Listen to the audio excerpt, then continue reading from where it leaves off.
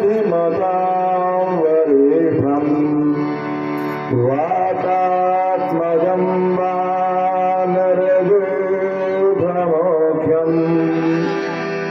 श्रीरामदूतं शरणं प्रपद्ये। नारायणं नमस्कृत्य नरं चैव नरोत्तमं देवीं सरस्वतीं व्यासं ततो जयमुदीरयेत्। सच्चिदानन्दरूपाय विश्वोपत्यादिहेतवे तापत्रयविनाशाय श्रीकृष्णाय वयं नमः। नमो देव्यै महादेव्यै शिवायै सततं नमः। नमः प्रकृत्यै भद्रायै नियता प्रणतात्मताम् सदाशिवसमारम्भां शङ्कराचार्यमध्यमाम् अस्मदाचार्यपर्यन्तां वन्दे गुरुपरम्पराम्। तपस्तेजोमयं दिव्यं सर्वत्र परमं शुभं प्रणमामि सदा भक्त्या ईश्वरं पशुपतिं शिवम्।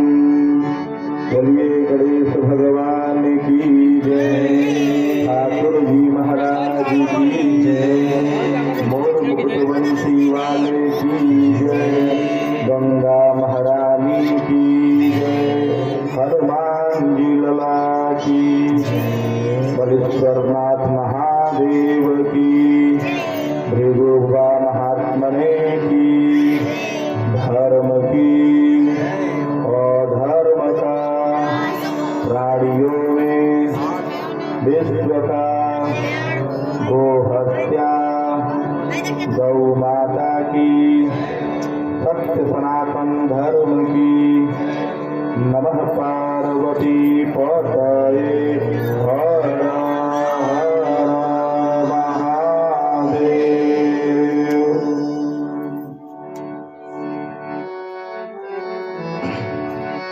आज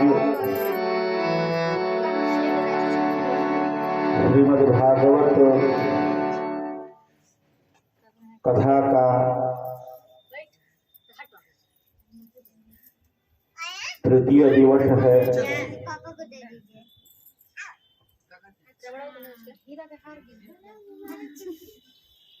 माघ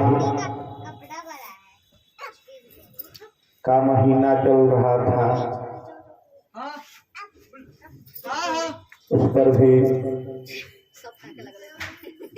शुक्ल पक्ष था। प्रथम दिवस जब कथा प्रारंभ हुई तो त्रयोदशी तिथि थी, बृहस्पतिवार था। आज तृतीय दिवस है।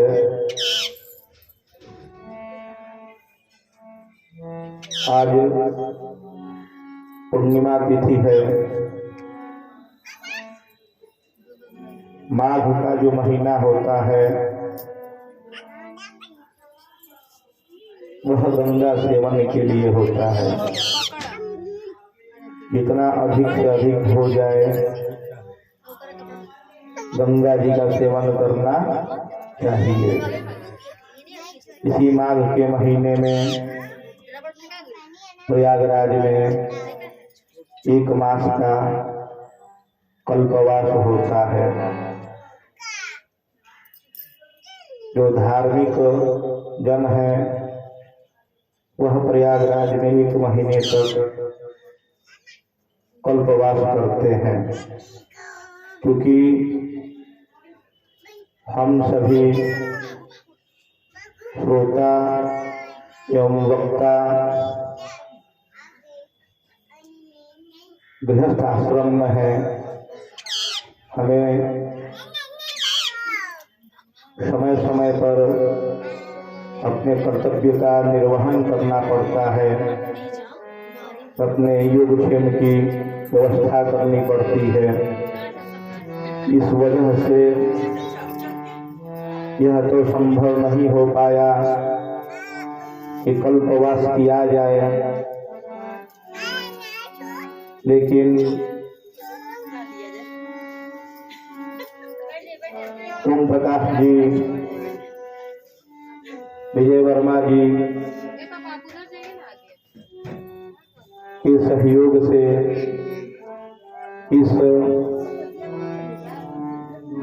भागवती रूपी गंगा में स्नान करने का सौभाग्य प्राप्त हुआ है। आज कथा प्रसंग में देवहूति कर्दम का विवाह है, भगवान कपिल का जन्म है, ध्रुव चरित्र है, राजा पृथु का वर्णन है, नृसिंह भगवान का अवतार है। कल जो है सच्चिदानंद स्वरूप भगवान का इस कथा के माध्यम से अवतार होगा। कल कृष्ण पक्ष प्रारंभ होगा और भगवान कृष्ण का जन्म होगा। यह एक अद्भुत संयोग बन रहा है।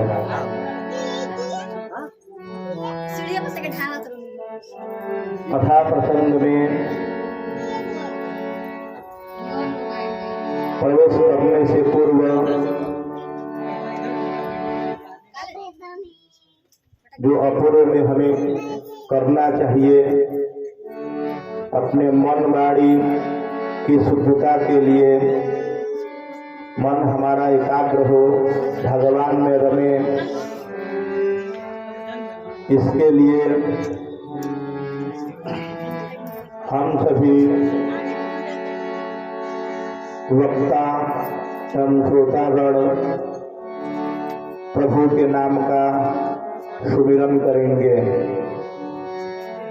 सीताराम सीताराम सीताराम कहिए, जाहि विधि रखेरा ताहि विधि रहिए। सीताराम सीताराम सीताराम कहिए, जाहि विधि राखे श्याम ताहि विधि रहिए। सीताराम सीताराम सीताराम कहिए, जाहि विधि राखे राम ताहि विधि रहिए। सीताराम सीताराम सीताराम कहिए, जाहि विधि राखे राम ताहि विधि रहिए। सीताराम सीताराम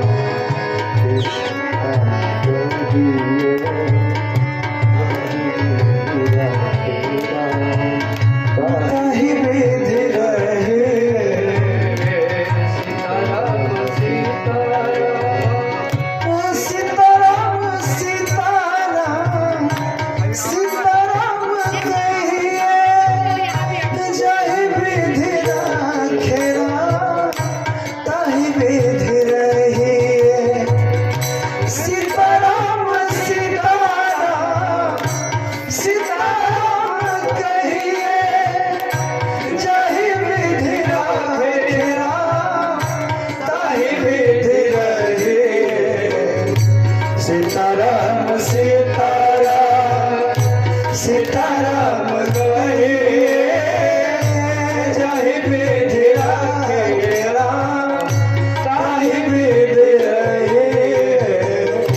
सीताराम सीताराम सीताराम सीताराम सीताराम कहिए, जाहि विधि राखे राम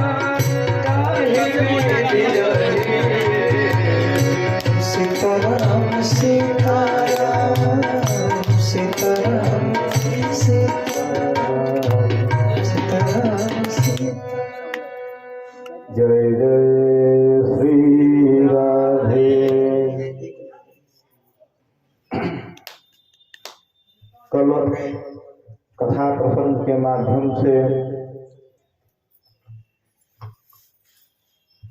हम सभी ने ब्रह्मा जी के द्वारा सृष्टि निर्माण कथा प्रसंग को सुना। आज की जो कथा है उसी सृष्टि निर्माण से संबंधित है। जब ब्रह्मा जी ने मानसिक तप से सृष्टि का निर्माण किया और नारद सनक सनंदन सनातन कुमार की उन्होंने रचना की, तो उन्होंने सनकादि ऋषियों को आदेश दिया कि आप लोग सृष्टि का विस्तार करिए। परंतु सनकादि ऋषि जो है अखंड ब्रह्मचर्य व्रत का पालन कर रहे थे, तो उन्होंने ब्रह्मा जी को प्रजा विस्तार के लिए मना कर दिया। तत्पश्चात ब्रह्मा जी ने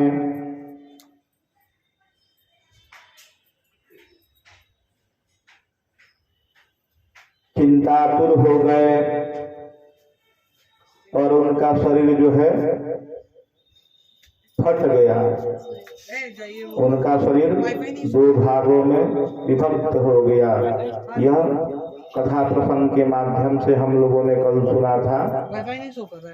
जब उनका शरीर दो भागों में बट गया तो एक भाग से पुरुष धारा और दूसरे भाग से स्त्री धारा का जन्म हुआ, जो क्रमशः मनु एवं शत्रुपा बना। इन्हीं दोनों से प्रजा का विस्तार हुआ। तो भगवान मनु के जो हैं दो पुत्र हुए। उनके प्रथम पुत्र का नाम प्रियव्रत एवं द्वितीय पुत्र का नाम उत्तानपाद था।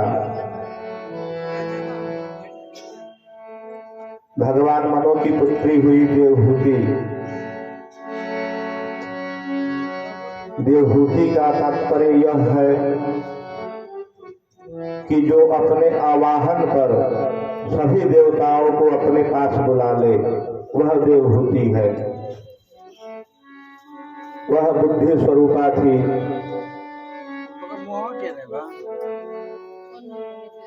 उसके बाद ब्रह्मा जी ने देखा कि जो सृष्टि है जिस प्रकार से बढ़नी चाहिए उस प्रकार से नहीं बढ़ रही है। सृष्टि जो है शनैः शनैः धीरे धीरे बढ़ रही है। तब ब्रह्मा जी ने कर्दम ऋषि को प्रजा सृष्टि के लिए आदेश दिया। भगवान ब्रह्मा जी कर्दम ऋषि से बोले कि आप साक्षात आत्मदेव हैं, आप सृष्टि का विस्तार करिए।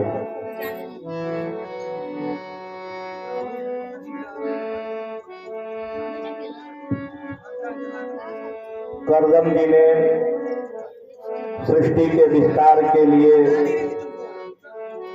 कठिन तपस्या की। भगवान जो है कर्दम ऋषि के तपस्या से इतने प्रसन्न हुए कि स्वयं शब्द ब्रह्म के रूप में उपस्थित हुए। देखिए, प्रथम दिन कथा प्रसंग चल रहा था। कथा प्रसंग के माध्यम से हमने बताया कि हम सभी जो गृहस्थ हैं वह पंचदेव उपासक हैं। उपासना की कई पद्धतियां होती हैं। तो एक उपासना यह है कि आप भगवान की शब्दों के द्वारा आराधना करें। उसमें फल, पुष्प, जल इत्यादि किसी भी वस्तु की आवश्यकता नहीं होती। जो आपके मन में शब्द है उसी शब्द से भगवान का चिंतन करिए, अर्थात आप भगवान के नामों का जप करिए। वही सत्य ब्रह्म है। राम है तो राम में जो शक्ति छुपी हुई है वही सत्य ब्रह्म है। तो आप जितना अधिक से अधिक शब्द ब्रह्म की उपासना करते हैं, भगवान के नाम का जप करते हैं, वह उतना ही सुलभ है, आसानी से हो जाता है। लेकिन कलियुग का प्रभाव है, इसकी वजह से मनुष्य जो है भगवान के नामों की भी उपासना नहीं करना चाहता। तो भगवान जो है कर्दम ऋषि को शब्द ब्रह्म के रूप में दर्शन दिए।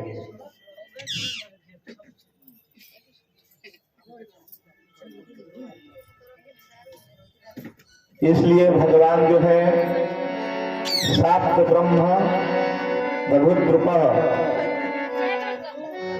भगवान जो है शब्द ब्रह्म के रूप में कर्दम ऋषि के पास समक्ष प्रकट हुए। कर्दम ऋषि जो है, देखिए कर्दम का जो अर्थ होता है वह कीचड़ होता है। तो भगवान से कर्दम ऋषि बोले कि मैंने आपकी तपस्या इसलिए की है कि मेरा विवाह हो जाए।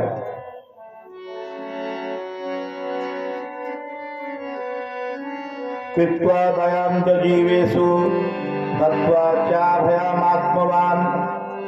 भगवान बोले ठीक है तुम्हारा विवाह हो जाएगा, लेकिन तुम संयमी बनो, जीवों को दया करो।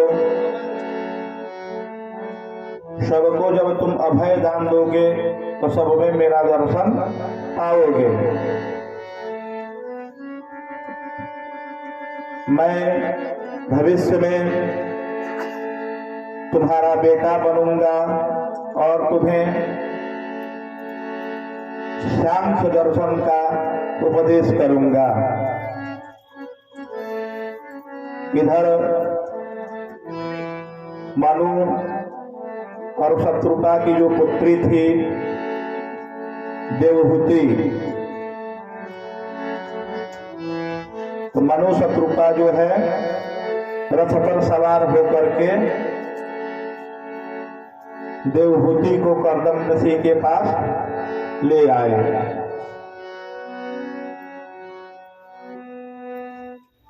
अब तनी आवाज रेलिंग में से टकरा जाता। भगवान शंकराचार्य मठापनाय में लिखते हैं कि जो हमारे संप्रदाय के आचार्य हैं वह एक जगह स्थिर न रहे। कथा आती है कि राजा और आचार्य को एक जगह स्थिर नहीं होना चाहिए। उसे अपने राज्य में या प्रत्येक स्थान पर घूम घूम कर अन्वेषण करना चाहिए। अब राजा यदि मान लीजिए राज्य कर रहा है और वह केवल राजधानी में ही बैठ करके और कोसों दूर उसकी प्रजा है तो उसको सही बात की भनक नहीं लग पाएगी। इसलिए उसे हमेशा यात्रा करनी चाहिए, उसे एक जगह नहीं बैठना चाहिए।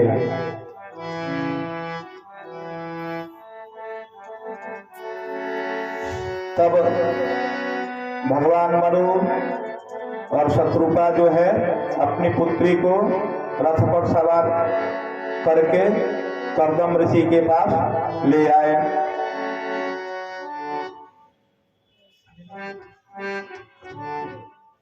अब कर्दम ऋषि ने मनु जी को देखा, शत्रुका को देखा, उनको प्रणाम किए, बोले कि मुझे पता है आप यहाँ किस प्रयोजन से आए हैं। भगवान मनु जो है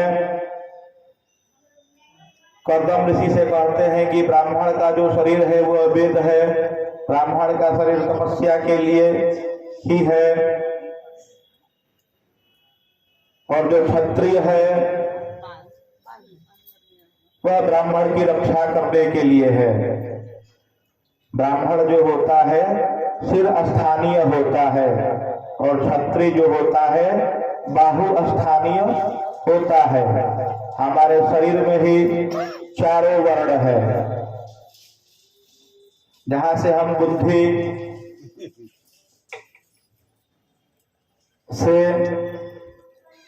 सही गलत का निर्णय करते हैं वह अंग ब्राह्मण है, जहां से हम अपने शरीर की रक्षा करते हैं वह क्षत्रिय है।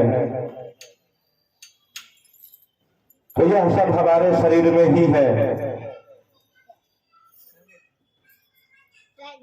महाभारत में भी कहा गया है ना क्षत्रम ब्रह्म वर्धते, बिना क्षत्रिय के ब्राह्मणों की वृद्धि नहीं हो सकती, बिना बुद्धि के विकास नहीं हो सकता।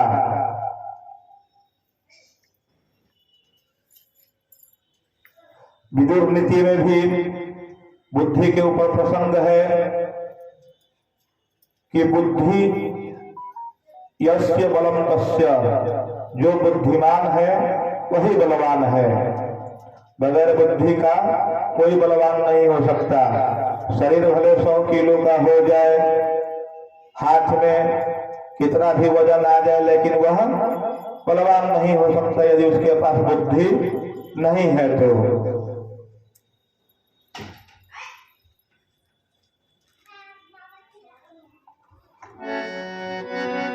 तो उसके बाद क्या हुआ कि मनु ने कर्दम ऋषि से कहा कि मैं अपनी पुत्री को लेकर आया हूं, आप इसे स्वीकार करें। कर्दम ऋषि ने कहा कि बाढ़म बाढ़म, बहुत बढ़िया बहुत बढ़िया, मुझे स्वीकार है। देखिए, जब सृष्टि का प्रारंभ हुआ तो विवाह की कोई विधि नहीं थी। कन्या पिता जो है योग्य वर का अन्वेषण करता था, और जब योग्य वर मिल जाता था तो उसे अपनी कन्या सौंप देता था। जैसे जैसे सृष्टि का विस्तार हुआ तब मर्यादा का विकास हुआ। यदि मान लीजिए यहाँ पर भागवत कथा हो रही है तो शुरू में कोई नियम नहीं बना, लेकिन जब से कथा प्रारंभ हो गई, सारी व्यवस्था हो गई, तो धीरे धीरे नियम बनने शुरू हो गए कि प्रातः काल में जो है 9 बजे से पूजन कार्य प्रारंभ होगा, दोपहर में मध्यांतर होगा, फलहार इत्यादि का कार्यक्रम होगा, सायं काल में जो है 4 बजे से कथा प्रारंभ होगी। तो यह एक नियम व्यवस्था के बाद बना। जब तक व्यवस्था नहीं बनती है कोई मर्यादा नहीं बनती है।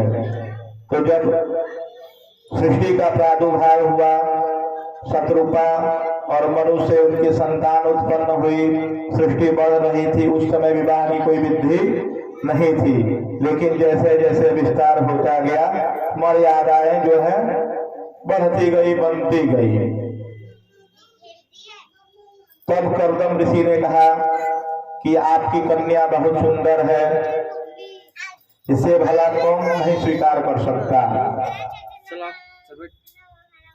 लेकिन मेरी एक शर्त है, जब आपकी कन्या से एक पुत्र हो जाएगा तो मैं संन्यास ग्रहण कर लूंगा। देखिए, जैसे विवाह होता है, द्वार पूजा हो गया, गुरहथी हो गया, वर जब अंगने में आता है तो माताएं बहनें जो है वर को परीक्षती हैं। परीक्षने के बाद जो है कन्या पिता वर को पाद्य अर्घ्य मधुपर्क वस्त्र इत्यादि दे करके आसन देता है, उसे बैठाया जाता है। और जब कन्या को कोहबर से बुलाया जाता है और कन्या पिता अपने कन्या को गोद में लेकर बैठता है तो वहां पर सम्मुखीकरण होता है। वर और वधू जो है एक दूसरे के आमने सामने बैठे होते हैं। यह क्रिया जो है सम्मुखीकरण की क्रिया होती है। जो कर्मकांडी ब्राह्मण होते हैं, यहाँ का जैसा लोकाचार होता है उस प्रकार का व्यवहार होता है। तो सम्मुखीकरण के मंत्र का उच्चारण होता है और पंडित जी वर वधू दोनों को कहते हैं कि आप लोग एक दूसरे को देख ले। यहीं पर जो है वर और वधू एक दूसरे को पहली बार देखते हैं। अब तो मान लीजिए प्रचलन बहुत कुछ का बढ़ गया, खैर उसकी कोई बात नहीं है, लेकिन जो सम्मुखीकरण का जो विवाह में जो व्यवस्था बनाई गई है वही व्यवस्था वहीं पर जो है वर वधू सामने होते हैं, अन्यथा कोई दूसरा जगह नहीं है। अब तो संचार के भी माध्यम बढ़ गए हैं, तो वहीं पर देवहूति और कर्दम ऋषि जो है आमने सामने हुए एक दूसरे को देखे। दोनों का विवाह संपन्न हो गया। मनु शत्रुपा भी योग्य दामाद पा करके प्रसन्न हुए। अरे उस पे मत बैठ बेटा। जब भगवान वराह ने पृथ्वी का उद्धार किया और उद्धार करने के बाद जब वह जल से निकले तो अपने शरीर को झाड़े, तो उनके शरीर झाड़ने से जो रोए टूटे और वह रोआ जहाँ पर गिरा वहीं पर बरहिस्मती नाम की राजधानी बनी और वहीं पर कर्दम ऋषि और देवहूति जो है रहने लगे। भगवान मनु जो है उन्होंने भृगु आदि महर्षियों को उपदेश किया। उनका उपदेश का जो संकलन है आज वही मनुस्मृति है। आगे जब देवहूति के पिता माता पिता अपने घर को लौट आए तब जो है देवहूति कर्दम ऋषि के सेवा में लग गई।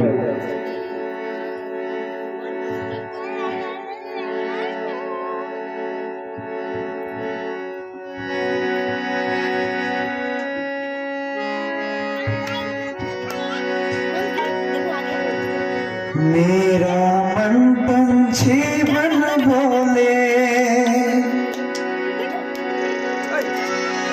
मेरा मन पंछी बन बोले, उड़ वृंदावन जाओ, ब्रज की लता पता में राधे राधे गाऊं, मैं राधे राधे गाऊं, मैं श्यामा श्यामा गाऊं, मैं राधे राधे गाऊं, मैं श्यामा श्यामा गाऊं, मेरा मन पंछी बन बोले।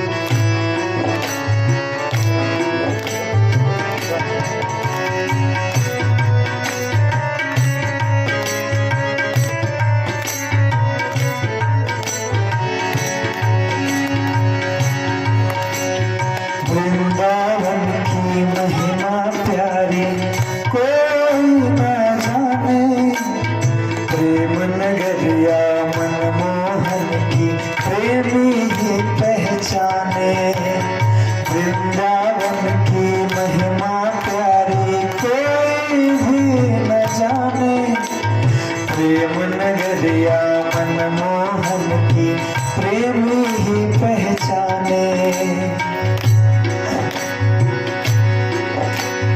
ब्रज की गलियों में झूम झूम के, ब्रज की गलियों में झूम झूम के मन की तपन बुझाऊं। श्यामा श्यामा गाऊं मैं, राधे राधे गाऊं मैं, श्यामा श्यामा गाऊं मैं, राधे राधे गाऊं मैं, श्यामा श्यामा गाऊं। मेरा मन पंछी बन बोले, मेरा मन पंछी बन बोले, उड़ वृंदावन जाऊं। ब्रज की लता पता मैं राधे राधे गाऊं मैं, श्यामा श्यामा गाऊं मैं, राधे राधे गाऊं मैं, श्यामा श्यामा गाऊं मैं, राधे राधे गाऊं। मेरा मन पंछी बन बोले, मेरा मन पंछी बन बोले, उड़ वृंदावन जाऊं।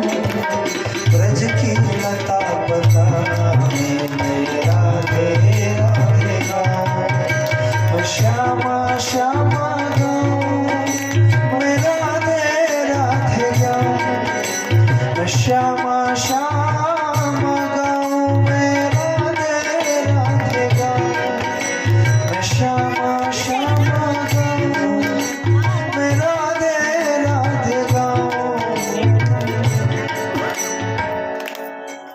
जय जय श्री राधे। जब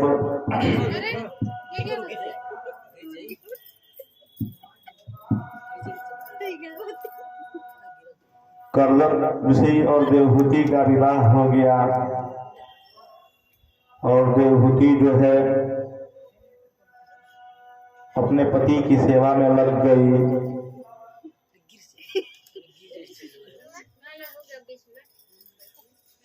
तो श्रीमद् भागवत में कथा आती है कि कर्दम जी का जो दाम्पत्य जीवन का वर्णन आता है, जैसे माता पार्वती भगवान शंकर की सेवा करती थी, उसी प्रकार से देवहूति जो है कर्दम ऋषि की सेवा करती थी।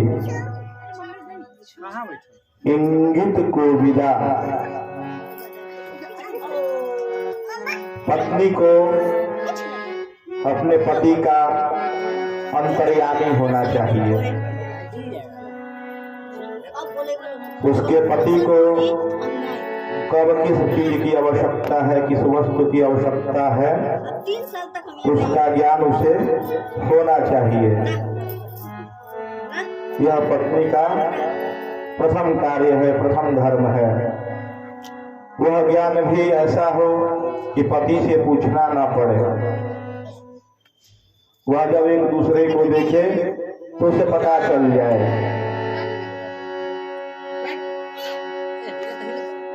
इसमें स्त्री का जो है बुद्धि कौशल होता है। स्त्रियां जो है जब उसे कोई देखता है तो वह समझ जाती हैं। इस प्रकार की प्रकृति ने उनके बुद्धि का विकास किया है। विश्रम्भेड़ा मानसोखेन गौरवेण गमेन च सुश्रया सौहृदेन वाचा मधुरया च भो। विश्रम्भर पत्नी को पति पर जो है विश्वास होना चाहिए। विश्वास भी ऐसा हो जो अटल हो। तो परस्पर पति पत्नी को जो है एक दूसरे पर विश्वास होना चाहिए।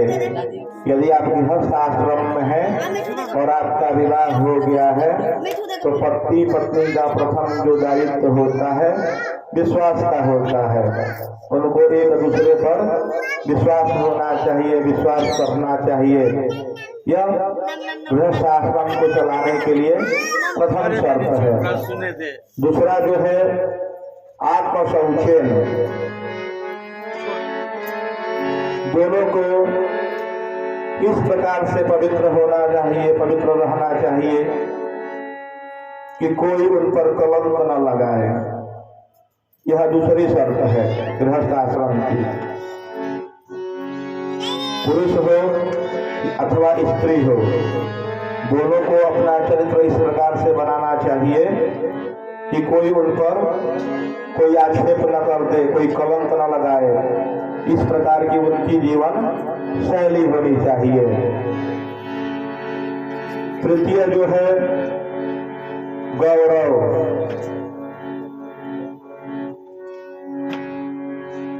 आपको अपने पति पर गौरव होना चाहिए और पति को भी अपने स्त्री पर गौरव होना चाहिए। देखिए, जोड़ियां जो होती हैं पहले से निश्चित होती हैं। हमारे धर्म शास्त्रों में आया है कि आपका अगला जीवन कहाँ पर होगा और आप कितना पैसा कमाएंगे और आपकी पत्नी कौन होगी। यह तीन चीजें जो है पूर्व निर्धारित हैं, जिसे आप बदल नहीं सकते। यदि मनुष्य इस जीवन में बहुत पुण्य करता है तो उसके पुण्य के स्वरूप उसे अच्छा कुल परिवार मिलता है, जिसमें उसका जो पुण्य है लगभग 90% तक निकल जाता है उस कुल को, उस घर को प्राप्त करने में। यदि इस जीवन में कोई पुण्य कर्म करे तो उसके पुण्य कर्म का जो 90% भाग होगा उसके अगले जन्म के कुल के लिए चला जाएगा। उसके बाद दूसरी जो चीज होती है, वस्तु होती है, जीवन हो गया तो विवाह भी होगा, तो जो उसके साथ होगा वह कैसे होगा यह पूर्व से ही तय होता है, इसे बदला नहीं जा सकता। जो तीसरी बात है कि आप अपने जीवन में कितना धन कमाएंगे यह पूर्व सुनिश्चित है। आप चाहे कितना भी प्रयास कर ले, जितना निश्चित है आपको उतना ही मिलेगा, उससे अधिक आपको कुछ नहीं मिलने वाला है। तो पति पत्नी को एक दूसरे पर गौरव होना चाहिए। जो चौथी चीज है दमेन, अपने इंद्रियों को अपने वश में रखना चाहिए। जैसे मान लीजिए पति की आर्थिक स्थिति कमजोर है और आपने अपने इंद्रियों को वश में नहीं किया, अपने आंखों को अपने वश में नहीं किया, अपने मन को अपने वश में नहीं किया और उनकी सामर्थ्य नहीं है कि आपको कहीं से कोई आभूषण ला के दे दे, तो उसको अपने वश में रखना चाहिए। जो पति की व्यवस्था है उस व्यवस्था के हिसाब से आपका जीवन होना चाहिए, अत्यधिक का लोभ नहीं करना चाहिए। पांचवा जो होता है शुश्रूषा का होता है, सेवा का होता है। बराबर एक दूसरे के सेवा परायण होना चाहिए। ऐसा नहीं है कि यदि पति की तबीयत खराब है, पति बीमार है तो केवल स्त्री ही जो है उसकी सेवा करेगी, पुरुष को भी उसके सुख दुख में साथ देना चाहिए। जो छठवा होता है सौहृदय में, तात्पर्य की सद्भाव रखना चाहिए। और जो सातवां जो सबसे जरूरी चीज है वाचा मधुरम, आपकी जो वाणी है रसगुल्ले जैसी मीठी होनी चाहिए एक दूसरे के प्रति या किसी के भी प्रति। यह गृहस्थ आश्रम को चलाने के लिए जो शर्त है, तो उस प्रकार से जो है देवहूति कर्दम ऋषि की सेवा कर रही हैं। आगे कथा प्रसंग में आता है विसृज्य कामं दंभं च द्वेषे लोभमदं मदं अप्रमत्तोद्यता नित्यं तेजीयाम समतोषयत्। जो है काम का, दंभ का, क्रोध का, लोभ का, अभिमान का, इन सब का त्याग करके गृहस्थाश्रम को चलाना चाहिए। यदि मान लीजिए पति कहते कि एक गिलास पानी ना कर दे दो, तो इसमें प्रमाद नहीं करना चाहिए और न आलस करना चाहिए। देखिए, प्रमाद और आलस में बहुत अंतर है। आलस यह होता है कि आपसे कोई कुछ मांगे और आपको याद रहे, या आप थकावट की वजह से या किसी कारणवश से समय पर वह चीज उपलब्ध, वह वस्तु उपलब्ध न करा पाए। लेकिन प्रमाद में क्या होता है कि यदि कोई कुछ कहता है और आप उसे भूल जाते हैं, यह प्रमाद है। तो देवहूति जो है करदम जी की सेवा कर रही थी। ध्यान दीजिए, देवहूति जो है छत्री थी और राजकन्या थी, फिर भी वह इतनी तत्परता से करदम ऋषि की सेवा कर रही थी। करदम जी का जो गृहस्थ आश्रम है बहुत अच्छे से सुचारू रूप से चल रहा था। उनके हृदय में देवहूति की सेवा के कारण दया उत्पन्न हुई। उन्होंने देवहूति से कहा कि मैं तुम पर प्रसन्न हूं, जिसके लिए हमारा विवाह हुआ है वह कार्य अब किया जाए।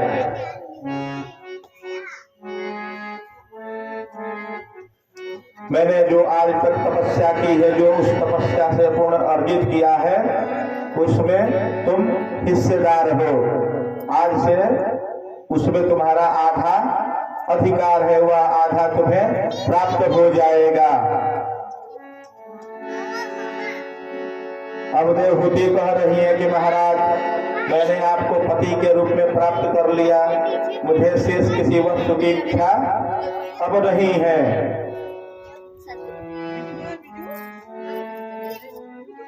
तब जिस कार्य के लिए हमारा विवाह हुआ है वह कार्य संपन्न किया जाए। तब जो है करदम ऋषि अपने तप के बल से एक कामद विमान बनाए, ऐसा विमान जो मन की इच्छा से चलता था, मन की गति थी। यदि मन में किसी वस्तु का विचार आ गया तो वह वस्तु उत्पन्न हो जाती थी। इस प्रकार के उन्होंने विमान का निर्माण किया और देवहूति के साथ गृहस्थ आश्रम में प्रवेश किया और बहुत काल तक ऐसा ही चलता रहा। कुछ वर्ष ऐसे ही जब बीत गया तो उनकी 9 पुत्रियां उत्पन्न हुई। अब करदम जी के मन में विचार आया कि अब मुझे संन्यास ले लेना चाहिए। जब करदम ऋषि ने अपने मन की बात देवहूति से कहा तो देवहूति जो है व्याकुल हो गई। यदि किसी स्त्री का पुरुष जो है, पति जो है, अपने स्त्री से कहे कि अब मेरा मन जो है उचट गया है, मेरे मन में अब वैराग्य आ गया है और अब मैं संन्यास लेना चाहता हूँ, वह स्त्री है जो व्याकुल हो जाएगी। उसी प्रकार से देवहूति जो है व्याकुल हो गई। तब देवहूति ने कहा कि ये जो 9 पुत्रियां उत्पन्न हुई हैं, इनका विवाह भी करना है, यह आपकी जिम्मेदारी है। और भगवान ने जब आपको दर्शन दिया था तो उन्होंने कहा था कि मैं स्वयं पुत्र बन करके आपके यहाँ आऊंगा। तो अभी जो है आपका संन्यास ग्रहण करने का समय नहीं आया है।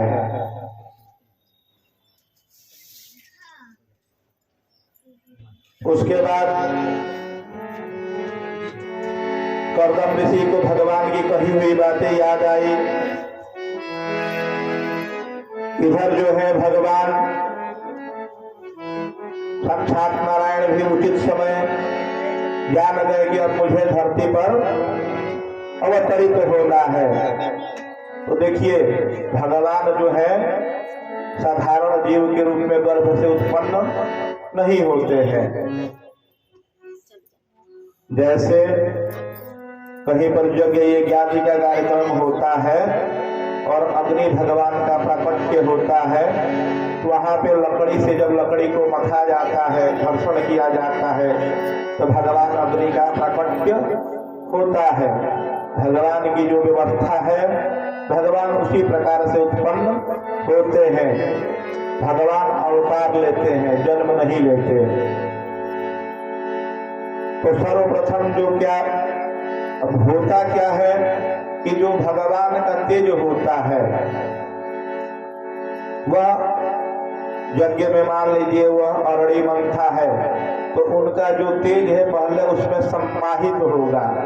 सम्माहित के बाद उनका वाहन होगा ब्राह्मणों के द्वारा, और जब उसका घर्षण किया जाएगा तो भगवान अवतार लेते हैं। अग्नि भगवान का प्रकट्य होता है। तो जब भगवान जो है कर्दम ऋषि के वीर्य में समाहित हो गए और सीधे जो है गर्भ में प्रवेश कर गए। अब जैसे पूर्व काल में यज्ञ यज्ञ होता था, किसी को संतान नहीं होती थी तो पुत्रष्टि यज्ञ वगैरह होते थे और उसमें चौरू या कुछ फल निकलता था, अग्नि भगवान से प्रकट होता था और उसको ग्रहण करने से संतान उत्पन्न हो जाती थी। तो उस प्रकार की ये व्यवस्था जो है, तो भगवान जो है सीधे कर्दम ऋषि के वीर्य में प्रवेश किए और उसी से देवहूति के गर्भ में प्रविष्ट हुए। जब ब्रह्मा जी को पता चला कि भगवान देवहूति के गर्भ में प्रवेश कर गए हैं, तो जो पृथ्वी थी, जो प्रकृति थी, उस हिसाब की व्यवहार करने लगी। अब ब्रह्मा जी ने कर्दम ऋषि को आके कहा कि आप अपनी पुत्रियों का विवाह कर दे।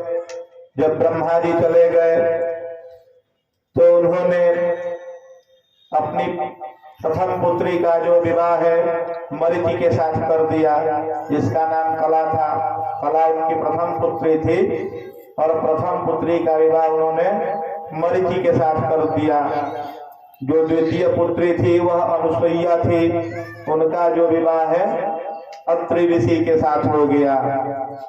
श्रद्धा का विवाह जो है अंगिरा ऋषि के साथ हो गया। हविर्भू का विवाह पुलत्स्य ऋषि के साथ हो गया। गति का जो विवाह है पुलह के साथ हो गया। क्रिया का विवाह क्रतु के साथ हो गया। ख्याति का विवाह भृगु के साथ हो गया। अरुंधति का विवाह जो है वशिष्ठ के साथ हो गया और शांतिका का विवाह अथर्व ऋषि के साथ हो गया। तो उन्होंने ब्रह्मा जी के आदेश पर अपनी पुत्रियों का विवाह कर दिया। जब कर्दम ऋषि को पता चला कि देवहूति के गर्भ से भगवान का जन्म हो गया है, बोलिए कपिल भगवान की।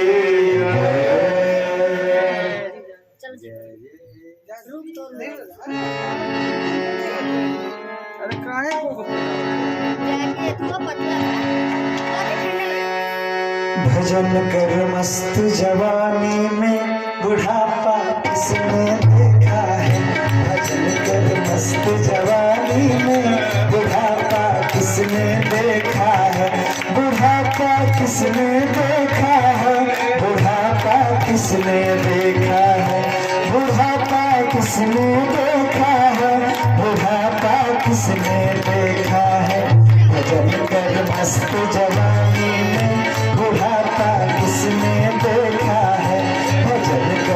मस्त जवानी में बुढ़ापा किसने देखा है, बुढ़ापा किसने देखा है, बुढ़ापा किसने देखा है, बुढ़ापा किसने देखा है, बुढ़ापा किसने देखा है। भजन के मस्त जवानी में बुढ़ापा किसने देखा है, भजन कर मस्त जवानी में बुढ़ापा किसने देखा है।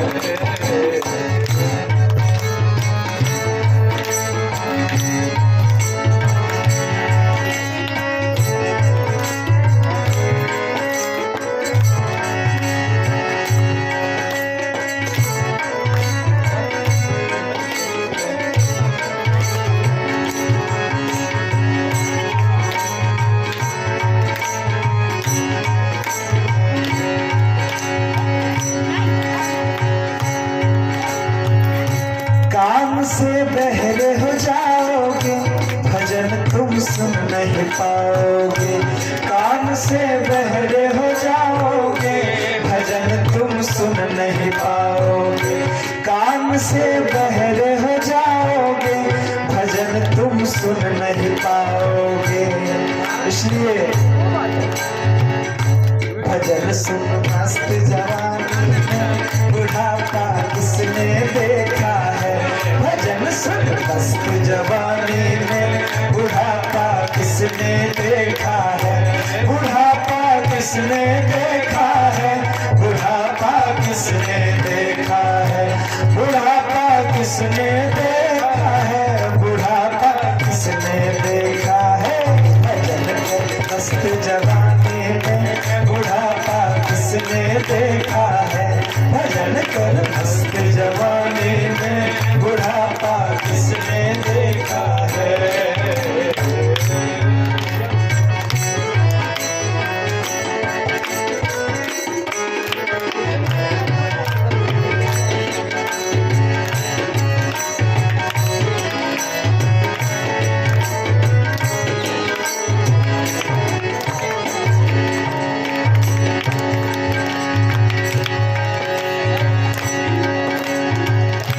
आँख से अंधे हो जाओगे, दर्श तुम कर नहीं पाओगे, आँख से अंधे हो जाओगे, दर्श तुम कर नहीं पाओगे, आँख से अंधे हो जाओगे, दर्श तुम कर नहीं पाओगे, आँख से अंधे हो जाओगे, दर्श तुम कर नहीं पाओगे। इसलिए दर्श कर मस्त जवानी में बुढ़ापा किसने देखा है, दर्श कर मस्त जवानी में बुढ़ापा किसने देखा है, बुढ़ापा किसने देखा है, बुढ़ापा किसने देखा है, बुढ़ापा किसने देखा है, बुढ़ापा किसने देखा है। कर मस्त जवानी में बुढ़ापा किसने देखा है, भजन कर मस्त जवानी में बुढ़ापा किसने देखा है, भजन कर मस्त जवानी में बुढ़ापा किसने देखा है, भजन कर मस्त जवानी में बुढ़ापा किसने देखा है, भजन कर मस्त जवानी में बुढ़ापा किसने देखा है, बुढ़ापा किसने देखा है, बुढ़ापा किसने देखा है। जय जय श्री राधे। कौन है भाई, कौन है? जब कर्दम ऋषि को यह पता चला कि भगवान का अवतार हमारे उनके घर में हो गया है, वह घर में गए राकेश और एकांत में जाकर के भगवान उनके पुत्र के रूप में अवतरित हुए, कपिल भगवान के रूप में अवतरित हुए। उनको एकांत में ले जाकर के भगवान को साष्टांग प्रणाम किया। भगवान से कहे कि भगवान जन्म जन्मांतर के पुण्य से तपस्या से आप हमें पुत्र रूप में प्राप्त हुए हैं, उन्होंने भगवान की अपनी वाणी के द्वारा स्तुति प्रार्थना की, भगवान प्रसन्न हुए। देखिए, जब आपको भगवान की आराधना करना हो, भगवान को पाना हो, तो उसके लिए एकांत की आवश्यकता होती है। भगवान जो है भीड़ भाड़ वाली जगह में नहीं आते। अब कोई विशिष्ट अतिथि है और आ रहा, आप उसको भीड़ में ले जाकर बैठा दे तो उस विशिष्ट अतिथि का कोई महत्व नहीं रह जाता। उसके लिए उस प्रकार की व्यवस्था ही करनी पड़ती है। तो कर्दम ऋषि जो है भगवान को एकांत में ले जा करके उनको साष्टांग प्रणाम किए, वाणी के द्वारा स्तुति प्रार्थना किए, भगवान प्रसन्न हुए। तब उन्होंने भगवान से कहा कि भगवान, मैं सन्यासी होना चाहता हूँ और पृथ्वी पर विचरण करना चाहता हूँ। भगवान बोले, अच्छी बात है। अभी मैंने कथा प्रसंग के माध्यम से बताया कि राजा और आचार्य को सदैव विचरण करते रहना चाहिए। तो कर्दम ऋषि भगवान से कह रहे हैं कि भगवान मैं पृथ्वी पर विचरण करना चाहता हूँ। देखिए, यहाँ पर संयोग देखिए, जिसके घर में स्वयं नारायण अवतार लिए हैं और वह कह रहा है कि मैं घर छोड़ करके संन्यास ग्रहण करना चाहता हूँ। कर्दम ऋषि जो है भगवान को छोड़ करके जंगल में चल दिए। भगवान कपिल रूप में तत्व ज्ञान प्रकट करने के लिए अवतार लिए थे। जब देवहूति जो है कपिल जी के पास आई और बोली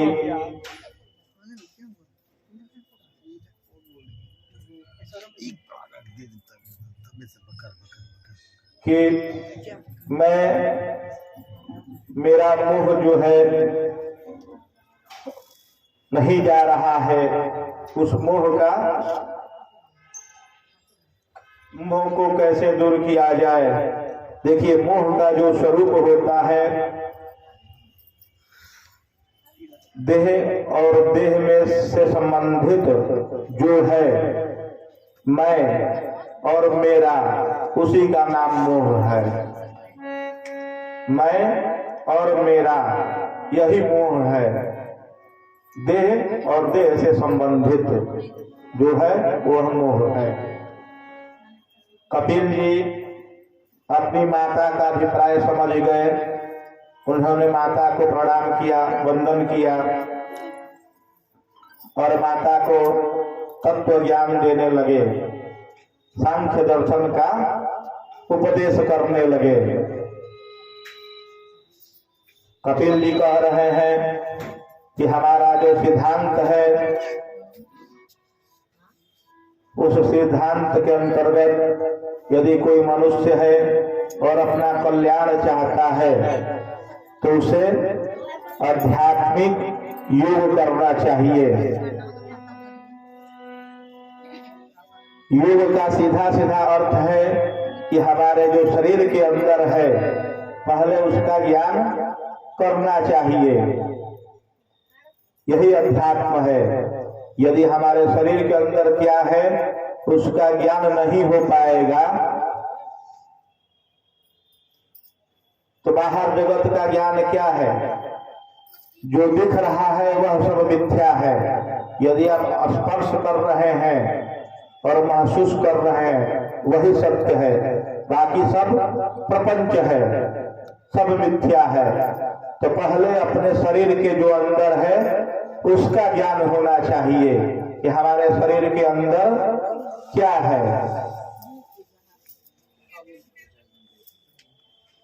महर्षि पतंजलि अपने योग की पुस्तक में लिखते हैं, योग चित्त वृत्ति निरोध। योग जो होता है चित्त की वृत्तियों का हरण करता है, वही योग है। जो हमारे चित्त का व्यापार है वह दूर हो जाए, वही योग है। जब हमारा मन शांत नहीं होगा, मन को हम केंद्रित नहीं कर पाएंगे, तब तक आत्मदर्शन संभव नहीं है, तब तक जो है प्रज्ञा चक्षु नहीं खुल सकती। तो पहले अपने शरीर में जो है उस तत्व को जानना चाहिए। हमें बाह्य वस्तुओं के ज्ञान के लिए 5 कर्मेंद्रिया, 5 ज्ञानेन्द्रिया और एक मन है, कुल 11 जो है ज्ञानेन्द्रिया हमें प्राप्त है। उसी से हम बाह्य जगत का अनुभव करते हैं। इसके अतिरिक्त ईड, ईगो, सुपर ईगो होता है। मैं, अहम, अपरम अहम। जो चेतना होती है वह सुषुप्तावस्था में होती है। 16वीं शताब्दी में जर्मन में एक मनोवैज्ञानिक हुए फ्रायड, उन्होंने ईड, ईगो, सुपर ईगो का एक्सप्लेनेशन किया।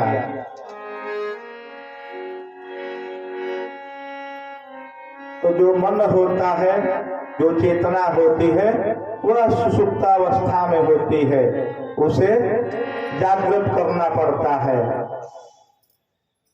और मन से 12 परत दूर आत्मा होती है।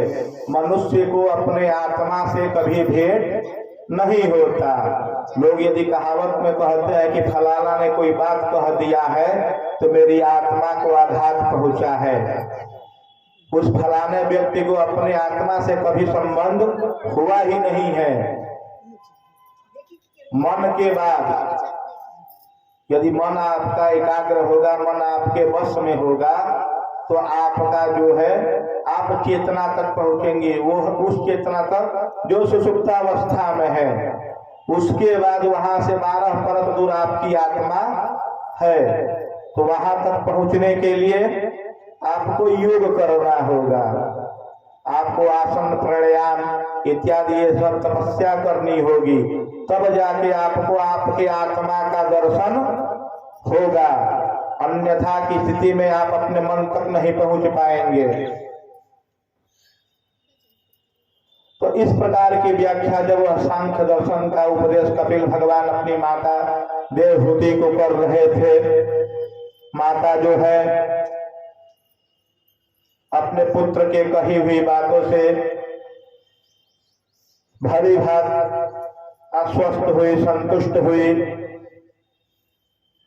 आत्मा जो है न बंधन में होता है, न मोह में होता है, न विषयों में आसक्त होता है।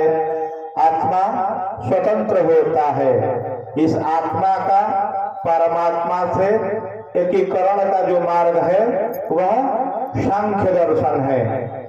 तो कपिल भगवान अपनी माता से कह रहे हैं कि पहले आत्मान्वेषण करना चाहिए, अपनी खोज सर्वप्रथम करनी चाहिए कि मैं क्या हूं और मेरा सामर्थ्य क्या है, यह सर्वप्रथम करना चाहिए।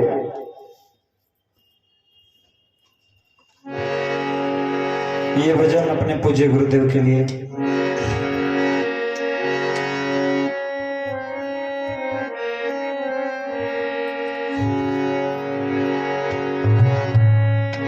सारे तीर्थ धाम आपके चरणों में, सारे तीर्थ धाम आपके चरणों में, हे गुरुदेव प्रणाम आपके चरणों में। सारे तीर्थ धाम आपके चरणों में, चरणों में। सारे तीर्थ धाम आपके चरणों में, हे गुरुदेव प्रणाम आपके चरणों में।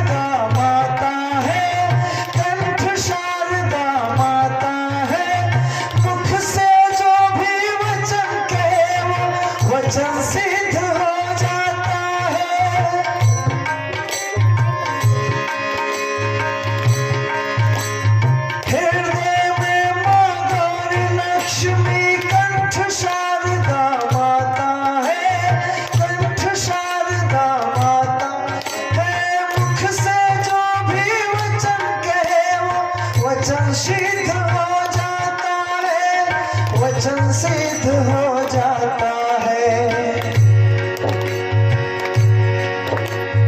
हे गुरु ब्रह्मा हे गुरु विष्णु, हे गुरु ब्रह्मा हे गुरु विष्णु, हे शंकर भगवान आपकी चरणों में, हे गुरुदेव प्रणाम आपकी चरणों में, सारे तीर्थ धाम आपके चरणों में, चरणों में, हे गुरुदेव प्रणाम आपके चरणों में।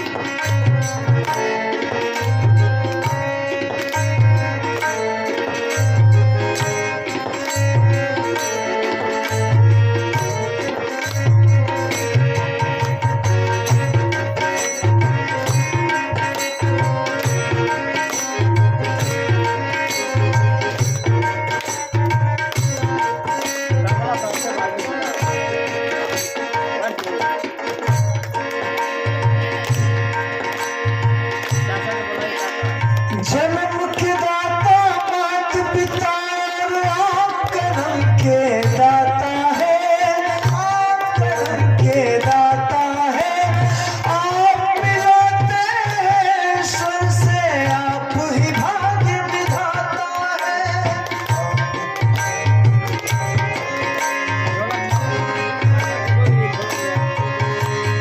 जन्म के दाता मात पिता और आप कर्म के दाता है, आप मिलाते हैं ईश्वर से, आप ही भाग्य विधाता है, आप ही भाग्य विधाता है।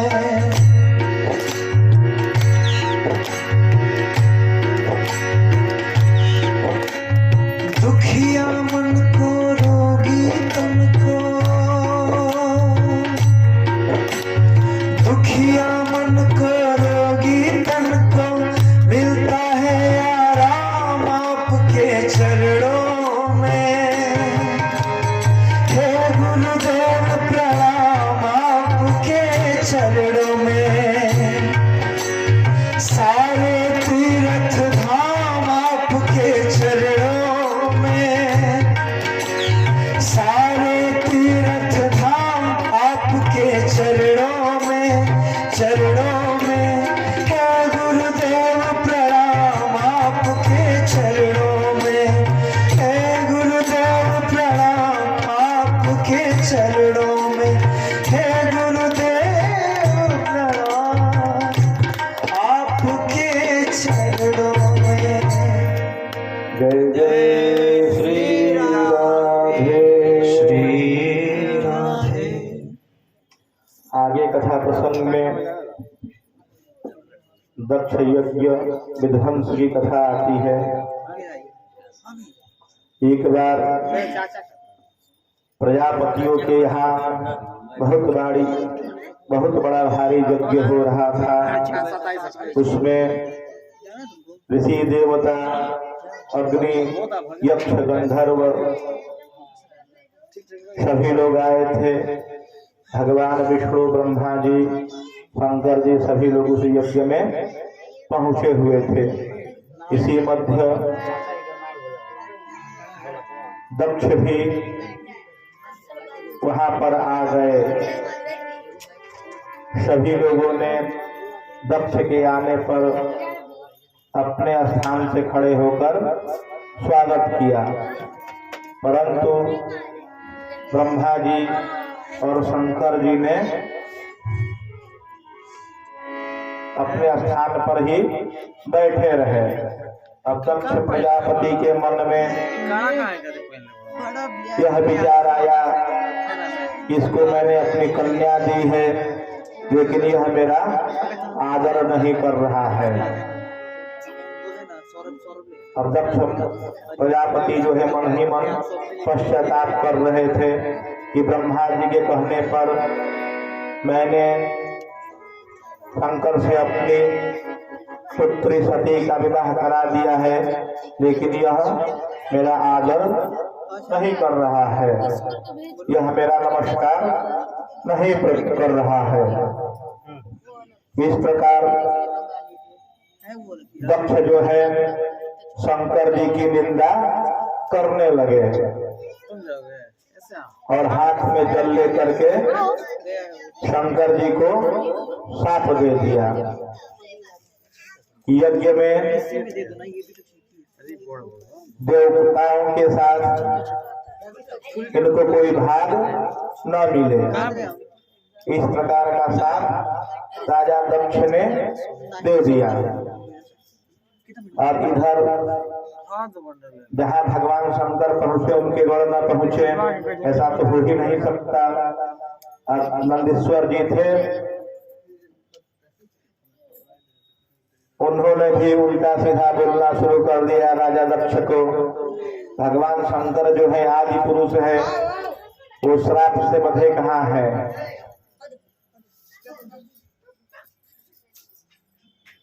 अब नंदीश्वर भी क्रोध में आ गए, उन्होंने भी राजा दक्ष को कह दिया कि तुम्हारी जो आंखें हैं बादर की तरह हो जाए, बंदर की तरह हो जाए।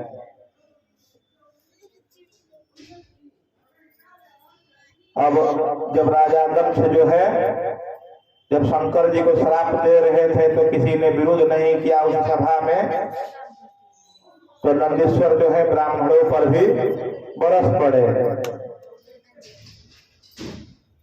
नंदीश्वर ने कहा कि भले आप लोगों के पास तपस्या है, भले वेद विद्या है, लेकिन आपको यजमान के घर ही सुख मिलेगा।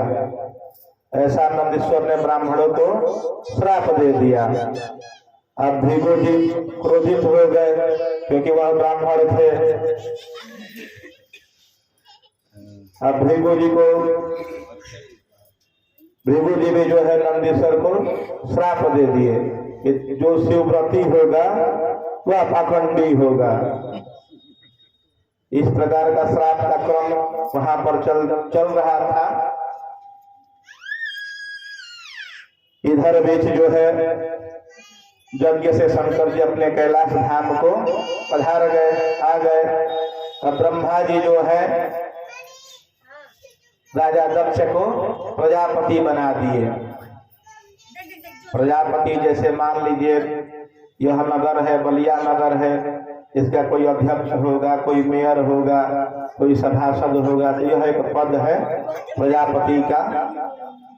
तो राजा दक्ष को प्रजापति ब्रह्मा जी ने बना दिया।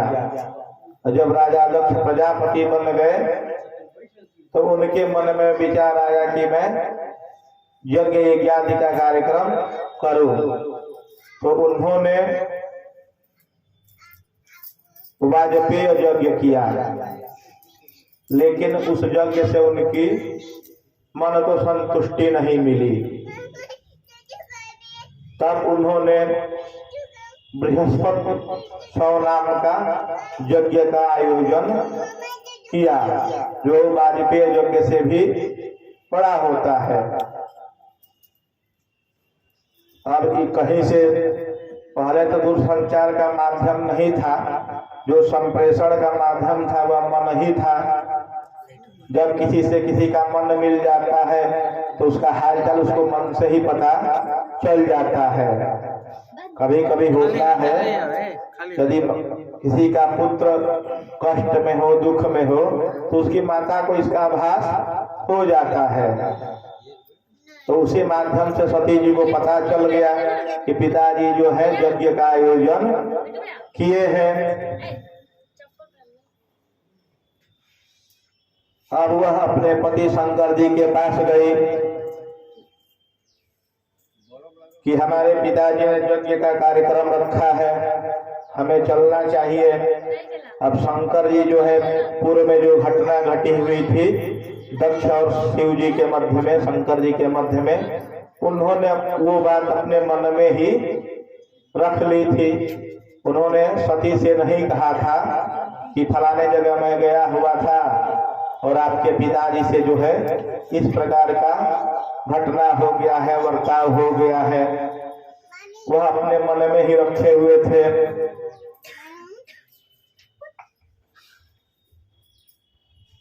अब सती जी अपने पति शंकर जी से कह रही है कि महाराज, आपके ससुर के घर में बड़ा भारी यज्ञ हो रहा है, यदि आप कहे तो मैं वहां चली जाऊं। क्यों?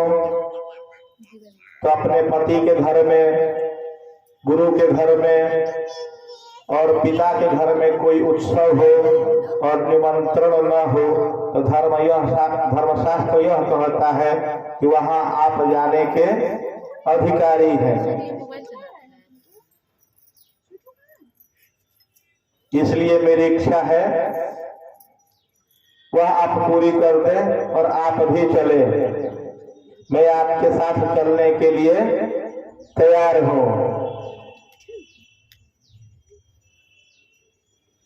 देखिए, दुरक्तिभिर दवानिशं तप्यति मर्मताड़ितः।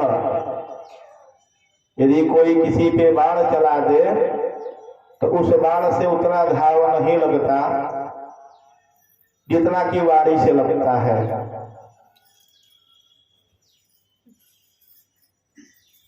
तो शंकर जी बोले कि नहीं, मैं मानता हूं कि दक्ष तुम्हारे पिता है, तुम उनके दर्शन के लिए मत जाओ क्योंकि वो मुझसे दुश्मनी रखते हैं।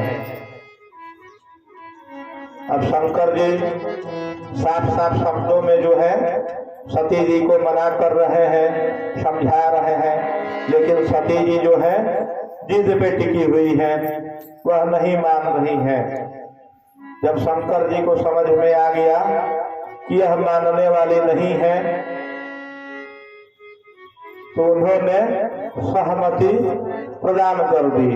देखिए, हठ जो है 3 प्रकार का होता है। एक जो होता है बाल हठ होता है। यदि कोई बालक जिद पर आ जाए और कहे कि नहीं मुझे टुइया में हाथी चाहिए तो आपको भरना पड़ेगा, यह बाल हठ है। उसी प्रकार से राजहठ होता है। यदि राजा कोई जिद कर ले वह पूरा होता है। और उसी प्रकार स्त्री हठ होता है। यदि स्त्री हठ कर ले तो उसके पति को वह पूरा करना पड़ता है। कि हठ जो है, तो शंकर जी ने सोचा कि ये स्त्री हठ पे उतर आई है, अभी इनको सहमति देने में ही भलाई है। नहीं वही चाहिए, इससे बड़ा तो लाया गया।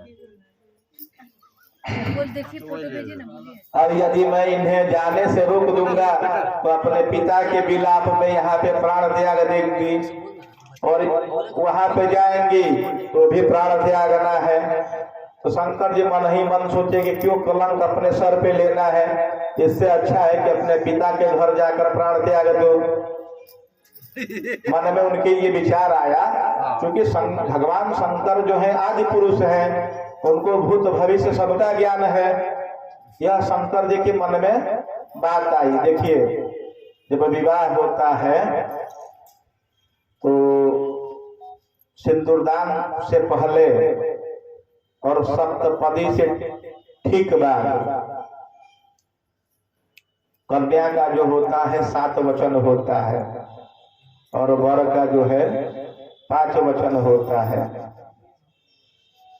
जब कन्या पुरोहित के माध्यम से या कर्मकांडी ब्राह्मण जो विवाह करा रहा है उसके माध्यम से जब अपना 7 वचन कह लेती है और वर जब उस वचन को स्वीकार कर लेता है तो वर का जो 5 वचन होता है उसमें से एक वचन होता है वाचा वाच्यम न लोपये। यदि अपने से बड़ा कोई बात कह दे तो उस बात को नहीं काटना चाहिए, यह तुम्हें मानना पड़ेगा। यह मेरी तुमसे पहली मांग है अथवा दूसरी मांग है। उसके बाद होता है तव चित्तम अवचित्तम वाचा वाचम न लोपे। यह एक ही सूत्र है। तुम्हारा जो चित्त होगा मेरे चित्त के अनुरूप होगा और तुम मेरे उचित आज्ञा का उल्लंघन नहीं करोगी। वर का केवल यही एक वाक्य जो है स्त्री के उस वधु के सातों वाक्य को काट देता है, केवल यही एक वाक्य। तब शंकर भगवान के मन में यह विचार आया यदि मैं इसे यहाँ पर रोक देता हूँ तो यह प्राण त्याग देगी और जाएगी तो भी प्राण तो जाने ही है। इस प्रकार का विचार शंकर जी के मन में आया। उन्होंने सती को जाने के लिए सहमति दे दी।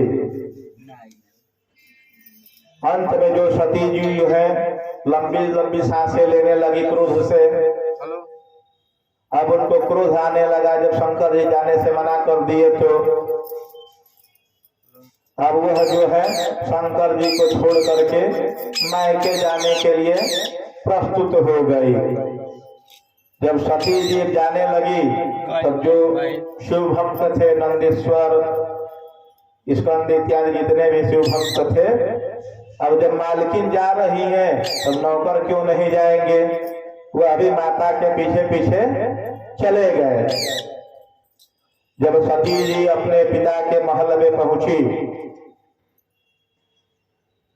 तो वहां पर जाकर देखती हैं कि वेद पाठ मंत्र हवन इत्यादि का कार्यक्रम चल रहा है।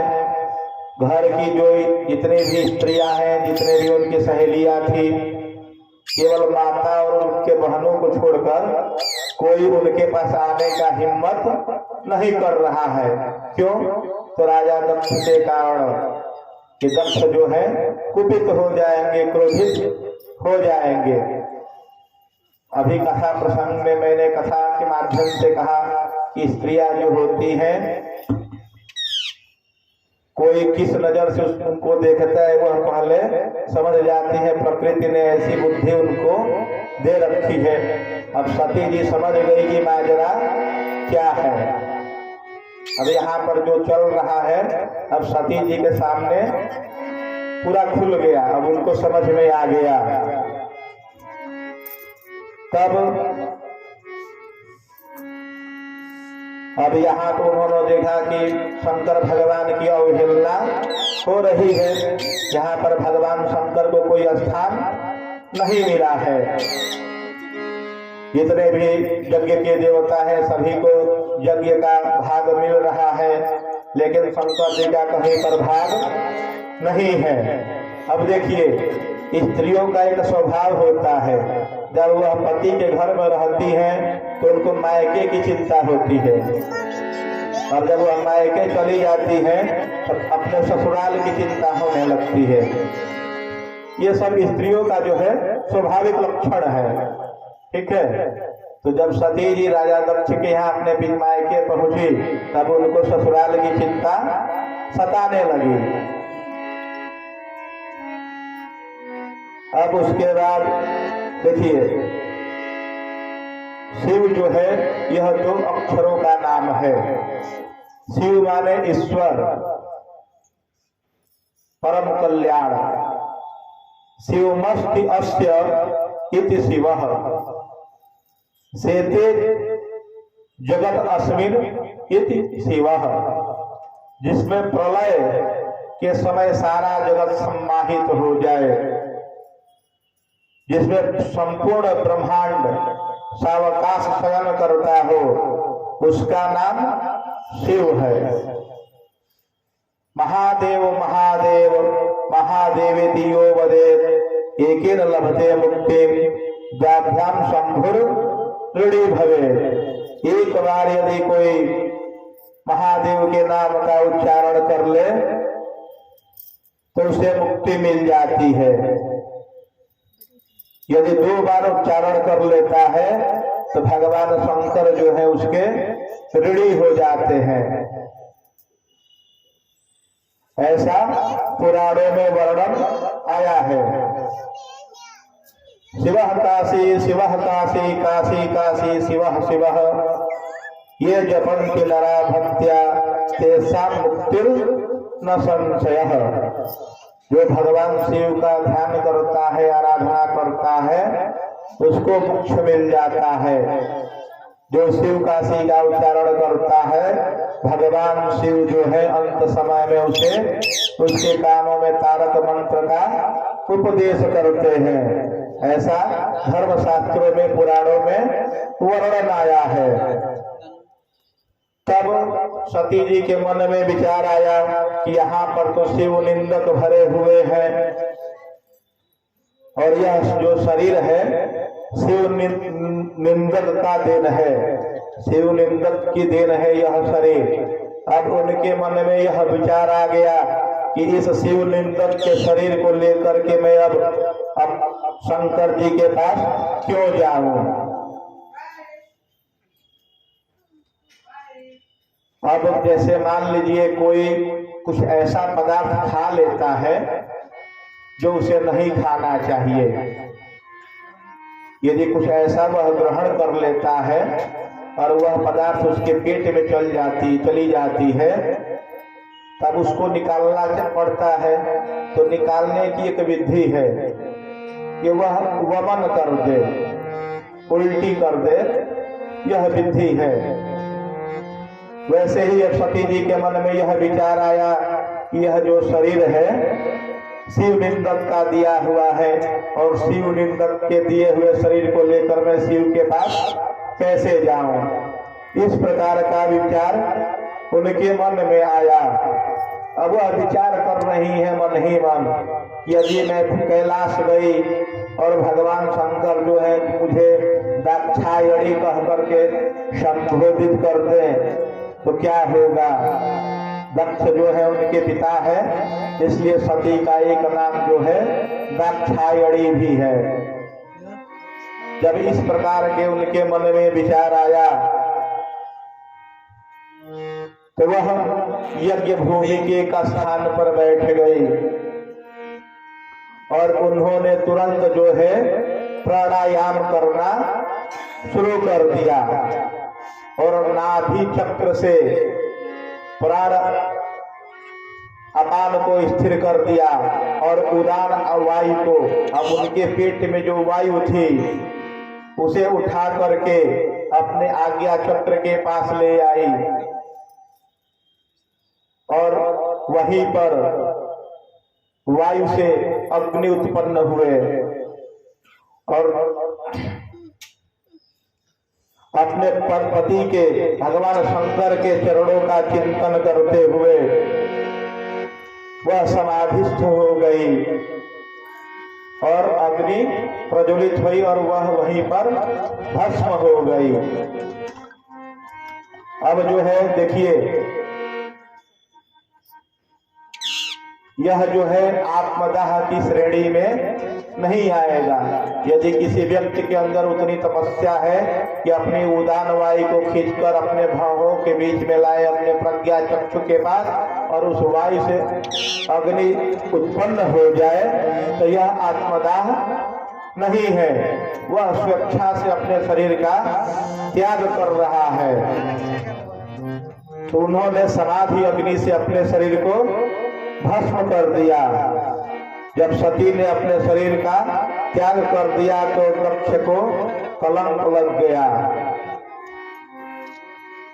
अब इधर जो है सती जी के साथ जितने भी शिवगण आए थे, शिव भक्त आए थे, उन्होंने दक्ष यज्ञ को विध्वंस करना शुरू कर दिया। इधर जो है नारद जी भी वहीं पर विराजमान थे। दक्ष यज्ञ जहाँ पे हो रहा था वह जो है तत्काल मन के गति से कैलाश पहुंच गए और जा करके वहां की पूरी घटना जो है शिव जी को सुना दिए। अब शिव जी जो है क्रोध में आ गए। ब्रह्मा जी और विष्णु जी जो है दक्ष यज्ञ में उपस्थित नहीं हुए थे, क्योंकि वह जानते थे कि वहां पर क्या होने वाला है। अब जो है शिव जी को जब यह पता चला कि सती ने अपना शरीर त्याग दिया है, तो उन्होंने अपने एक जटा से बाल तोड़ा और भूमि पर पटक दिया। उससे वीरभद्र का जन्म हुआ। उन्होंने वीरभद्र को आदेश दिया कि तुम जाओ और दक्ष का नाश कर दो। वीरभद्र जो है मन की गति से, वायु की गति से दक्ष यज्ञ स्थान पर पहुंचे और दक्ष का जो सिर है अपने तलवार से काट दिए।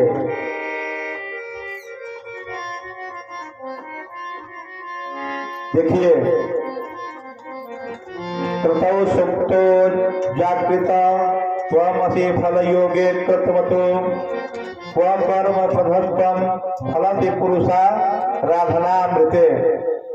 यदि हम कोई पूजा पाठ करते हैं, कोई यज्ञ इत्यादि का कार्यक्रम करते हैं या कुछ भी ऐसा करते हैं जो अनुष्ठानिक होता है और वह कार्य यदि श्रद्धा से नहीं किया जाए तो उससे मारण, मोहन, उच्चाटन, वशीकरण हो जाता है, उससे नाश होना शुरू हो जाता है। तो दक्ष जो है अहंकार वश यह यज्ञ कर रहे थे, उनके मन में यज्ञ की कोई श्रद्धा नहीं थी। यदि श्रद्धा होती वह यज्ञ संपन्न होता, उनके मन में अश्रद्धा का भाव था, इसीलिए उससे उस यज्ञ से उनका नाश हो गया। अब जब ब्रह्मा जी और विष्णु जी उस सभा में, उस यज्ञ में नहीं पहुंचे तो इसका क्या संदेश हमें मिलता है? तो देखिए, आपको यदि ज्ञात हो कि सभा में जाने पर दंगा होगा तो आपको सचेत रहना चाहिए, उस सभा में नहीं जाना चाहिए, क्योंकि यदि आप सभा में पहुंचते हैं तो चारों तरफ से आप घिर जाएंगे। यदि आपको जानकारी हो कि सभा में दंगा होगा तो आपको सचेत रहना चाहिए, उस सभा का त्याग कर देने में ही भलाई है। इसके बाद जितने भी देवी देवता थे, ऋषिगण थे, पितर इत्यादि थे, वह सभी कैलाश चले गए। अब ब्रह्मा जी जो है भगवान शंकर की स्तुति प्रार्थना करने लगे, उनको मनाने लगे। अब वह शंकर जी से कह रहे हैं कि अब जो यज्ञ बंद हो गया है उसका आप उद्धार कर दे, अब से जो यज्ञ में शेष होगा वह भाग आपका होगा। यहाँ पर श्रीमद् भागवत महापुराण का जो अनुष्ठान चल रहा है और जहाँ पर नवग्रह की वेदी है, नवग्रह मंडल की जो वेदी है और वहाँ पर जो कलश है, वही स्थान शंकर जी को इसी दक्ष यज्ञ विध्वंस के बाद मिला और वहां पर उनकी जो पूजा होती है असंख्यात रुद्र के रूप में होती है। बोलिए असंख्यात रुद्र भगवान की जय। शिव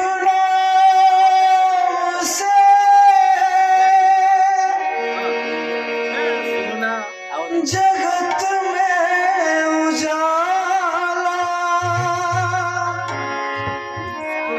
हर भक्तों के आप चिंता मत करिए, मन में शिवाला।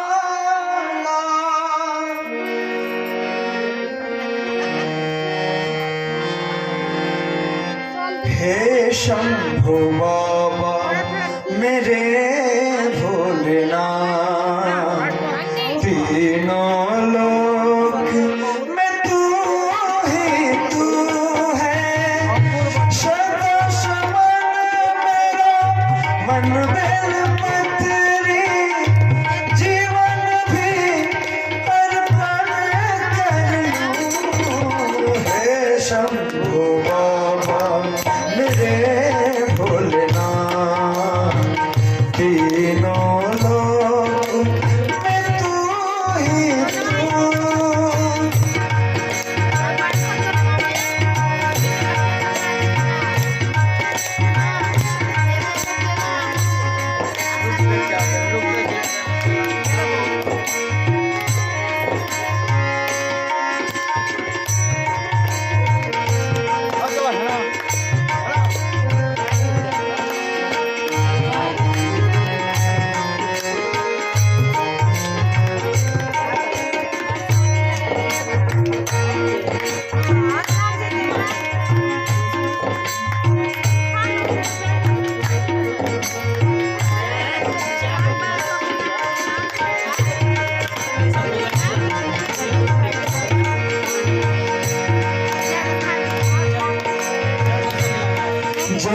स्वामी है तू, अंतर्यामी है तू, मेरी जीवन की अनमिट कहानी है तू।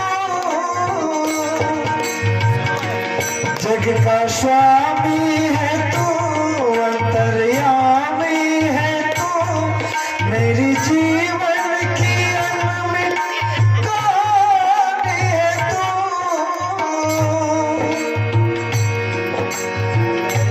तेरी शक्ति अपार,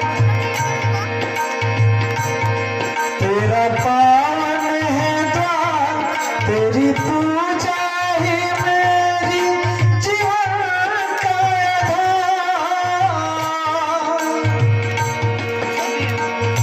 धूल तेरी चरणों की लेकर, धूल तेरी चरणों की लेकर, जीवन को साकार किया। हे शंभू बाबा मेरे भोलेनाथ, तीनों लोक में तू है। सदा शमन मेरा मन बेलपत्री, जीवन भी अर्पण कर लूं। हे शंभू बाबा मेरे भोलेनाथ, तीनों लोक में तू है। हे शंभू बाबा मेरे भोलेनाथ, तीनों लोक